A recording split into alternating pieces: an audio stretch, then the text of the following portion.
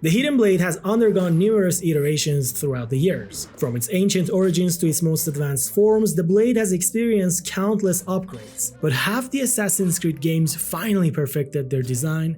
Let me explain.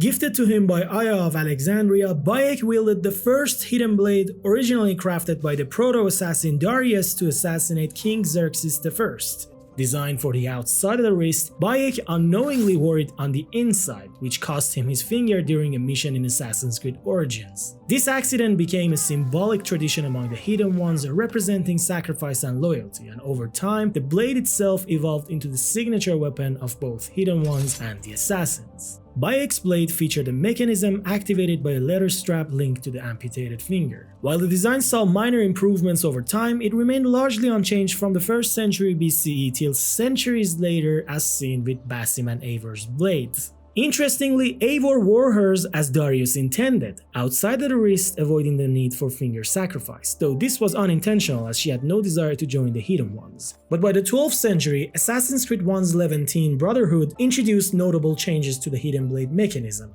Unlike the leather-based pull mechanism of the Hidden Ones, Altair's blade used a ring around the pinky finger for activation. The blade worked flawlessly in stealthy approaches and could be used during combat to some extent, but it wasn't capable enough to block the incoming attacks. Thanks to the knowledge Altair gained from the Apple of Eden, he further refined the blade's mechanism, eliminating the need for finger sacrifice and making it sturdier and more combat effective.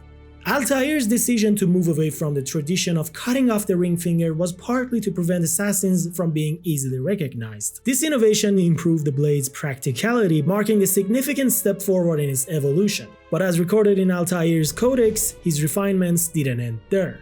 The Hidden Blade saw further advancements in Assassin's Creed 2. Thanks to Altair's codex, which Ezio managed to find, Leonardo da Vinci redesigned the blade to not only become more combat effective, this time with the ability to deflect attacks as well, but the finger sacrifice was no longer necessary either. The blade would also activate with a pressure-based system, replacing the outdated ring design. The improvements didn't end there. As Ezio collected more codex, Leonardo added extra features like a hidden gun and a poison blade, making the tool more versatile and lethal than ever.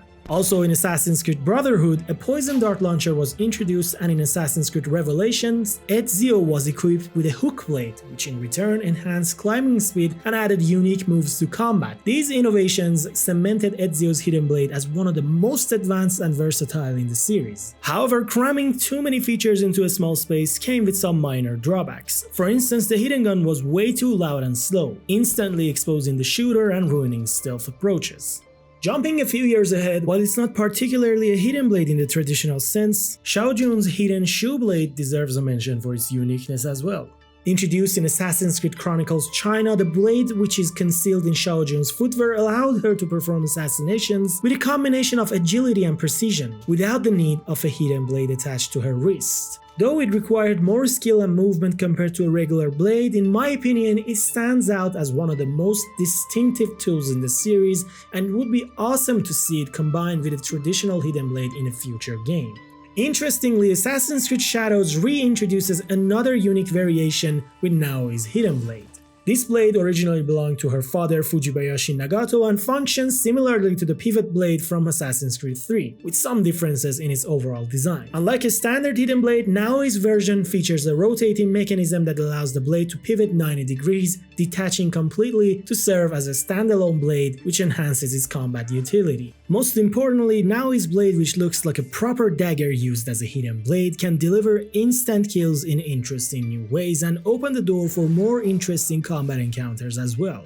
You can also learn more about Shadow's combat in the video linked above.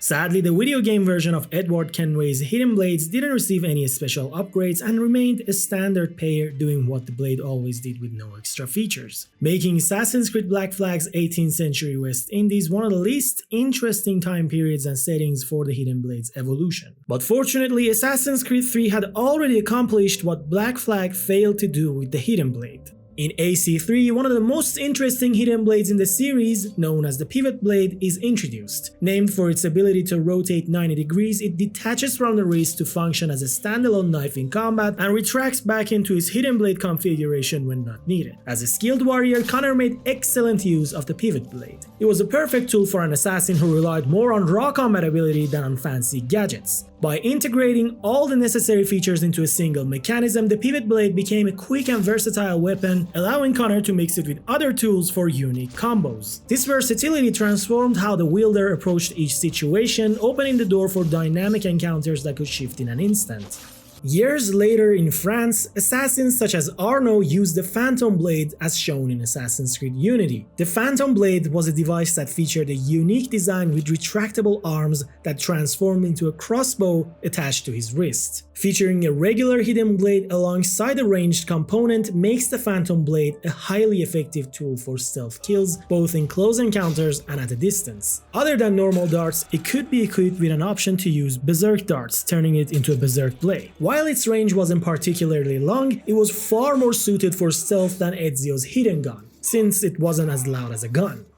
As shown in Assassin's Creed Chronicles India, Trident Blade is another unique take on the hidden blade. Wielded by the master assassin Arbaaz, the weapon consisted of a bracer and an outer compartment that could open into a three-pronged fork, revealing another blade nestled within. This design allowed him to parry strong attacks efficiently without a weapon and deal enormous damage when attacking or performing assassinations. Not only was it visually distinctive compared to other hidden blades, but its functionality also provided significant power and utility to the wielder.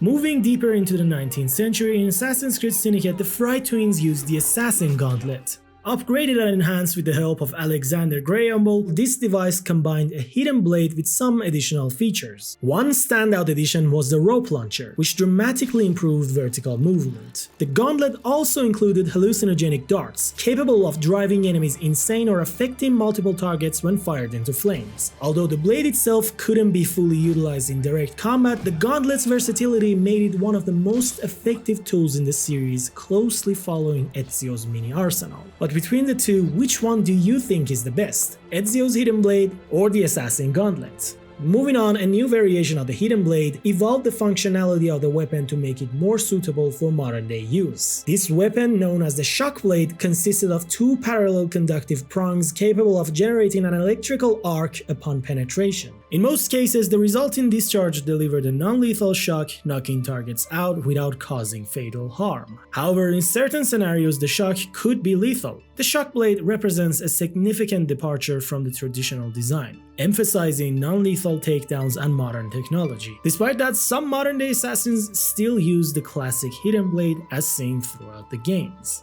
But with the latest variation of the hidden blade introduced in modern times, can we finally say it has evolved into its ultimate form? Throughout history, the hidden blade has undergone countless revisions and upgrades, each contributing to its legacy as one of the most iconic weapons in gaming. Cultural and situational variations demonstrate the blade's adaptability, proving it can always be reimagined, even after countless iterations. At its core, the hidden blade was always a simple yet effective weapon, a blade designed to cut through enemies with precision and stealth. However, it needed refinements to address critical drawbacks such as the risk of harming its user during deployment. Over time, inventors and assassins not only addressed these issues but also transformed the blade into a multifunctional tool, adding features that expanded its potential far beyond its original design. From Ezio's hidden gun and Arno's Phantom Blade to Frye's rope launcher, the enhancements pushed the blade into new territory, combining practicality with innovation. With that being said, not all the iterations have been equally impactful. Some variations like Edward's blades or the modern-day shock blade felt underwhelming and underutilized, often failing to leave a lasting impression. Meanwhile, Assassin's Creed 2 introduced meaningful advancements that balanced functionality and creativity, while Assassin's Creed 3 refined the blade itself, prioritizing practicality over flair. Despite some occasional missteps, the evolution of the hidden blade has largely succeeded in keeping it relevant and iconic, suggesting that while its design may have reached its peak for now, there's always room for further evolution. Regardless, one thing remains certain. No matter the upgrades or change, the hidden blade is the beating heart of Assassin's Creed. It's inseparable from the series' core identity, blending tradition with innovation in a way that makes it truly special for many of us. But what is your favorite Hidden Blade iteration? Do you think the blade has reached its ultimate form, or could it evolve even further? Share your thoughts in the comments below.